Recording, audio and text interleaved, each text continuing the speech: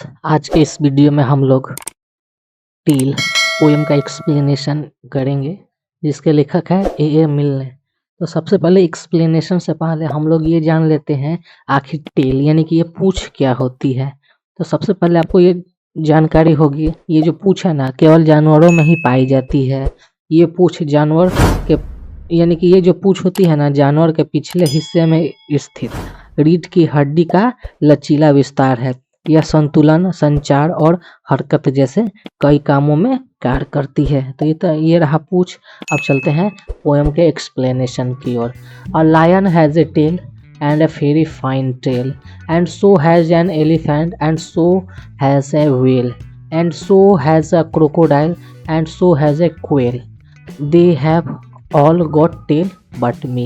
यानी कि यहाँ पर ये जो पोएम है ना, ये पोएट है, ये कहना चाहते हैं कि लायन के पास पूंछ होती है, हाथी के पास, वेल के पास, क्रोकोडाइल के पास, यहाँ तक कि बटेर चिड़िया के पास भी पूंछ होती है, लेकिन सभी के पास पूंछ होती है लेकिन मेरे पास पूंछ नहीं है। ऐसा क्यों?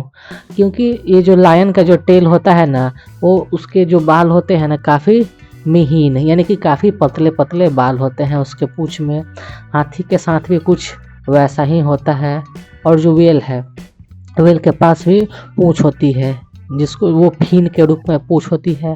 क्रोकोडाइल का भी पूंछ होता है जिसे वे अपने शिकार पर अटैक करने के लिए करते हैं। क्वेल यानी कि बटेर चिड़िया के पास भी पूंछ होती है जिसका इस्तेमाल वो चिड़िया अपना संतुलन बनाने के लिए करती है।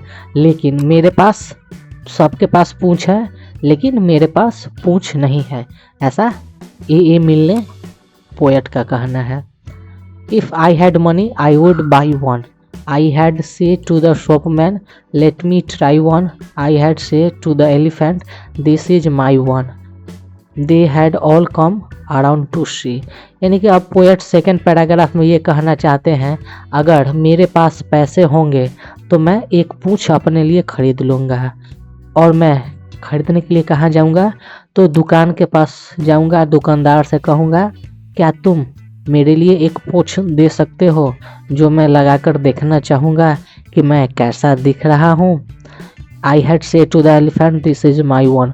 जब मैं अपना पूंछ खरीद कर लगा लूँगा तब मैं हाथी के पास जाऊँगा और हाथी के पास जाकर कहूँगा कि देखो मेरा भी पूंछ है और ये पूंछ तुम्हें कैसा लग रहा है देखकर। They had all come around to see me. यानी कि जब मेरे पास भी पूंछ हो जाएगा तो जंगल के सारे जानवर मेरे पास आएंगे और मेरे पूंछ को वे लोग देखेंगे, क्योंकि उनके लिए भी ये एक अजूबा हो जाएगा कि मनुष्य के पास भी अब पूंछ होने लगा है। अब आगे third paragraph. Then I had से to the lion why you have got a tail. तब मैं शेर के पास जाऊंगा और शेर से मैं ये बोलूँगा, ये जो तुम्हारे पास पूंछ है ना, ये पूंछ तुम्हारे पास किस कारण से पूंछ है। And so has the elephant and so has the well. यानी कि इसके साथ ही मैं लायन के साथ जाकर बोलूँगा तो वैसे ही बात मैं हाथी के पास भी जाऊँगा, वेल के पास भी जाऊँगा और इन दोनों के पास जाकर मैं ये बोलूँगा कि देखो मेरे पास तो ये पूंछ है लेकिन ये तुम्हारे पास जो पूंछ है ना उनका तुम करोगे क्या। And look there is a crocodile he has got a tail you have all got tail like me. यानी कि यही बात मैं लायन से कहूँगा, यही बात एलिफेंट से कहूँगा, यही बात वेल से कहूँगा, यही बात मैं क्रोकोडाइल से भी कहूँगा कि देखो तुम्हारे पास पूंछ है लेकिन तुम उन पूंछों का करते क्या हो।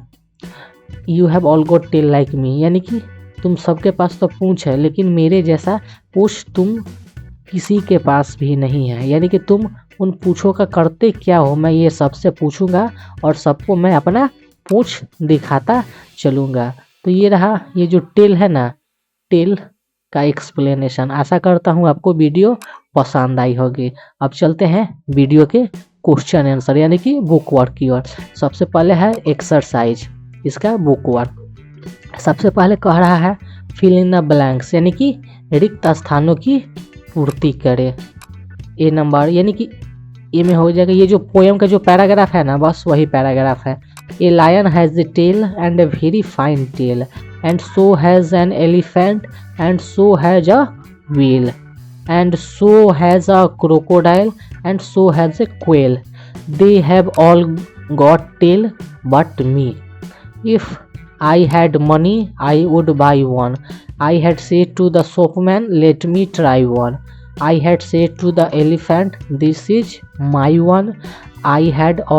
They had all come around to see. तो ये रहा ए नंबर का, यानी कि ये जो फर्स्ट पैराग्राफ और सेकंड पैराग्राफ में ये जो दिया गया है ना 2 पैराग्राफ, यही 2 पैराग्राफ का जो छूटा हुआ अंश है ना वो फिल इन द ब्लैंक्स में है। आप लोग कर लीजिए, नहीं तो इसका स्क्रीनशॉट लेकर लिख डालिए। अब आगे चलते हैं। फिल इन द राइम यानी होमोफोन्स। होमोफोन्स मतलब ऐसा शब्द जिसका उच्चारण सेम रहता है लेकिन जो उसका अर्थ है ना वो सेंटेंस के ऊपर बदल जाता है। तो सबसे पहले a lion has a fine tail. इस टेल का मतलब पूंछ होता है और इस टेल का मतलब होता है कहानी। तो लायन के पास क्या हो जाएगा? तो लायन के पास टेल हो जाएगा। The story of Cinderella is a fairy tale, यानी कि ये जो टेल है ना ये कहानी वाला टेल है और ये यहाँ पर फील हो जाएगा। अ ब्लू व्हेल,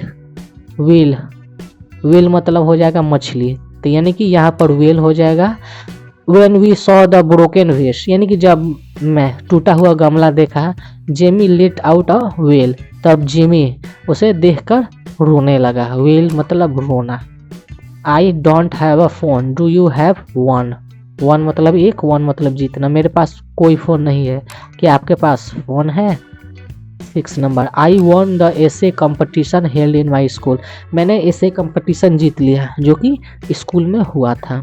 अब सी नंबर दिया गया है, यानी कि लुक एट टेल, यानी कि इन पूँछों को देखना है, गेस करना है कौन सा पूँछ किसका है। यानी कि इन सारे को पूँछ देखना है और पता करना है कि कौन सारे पूँछ किन लोगों का है।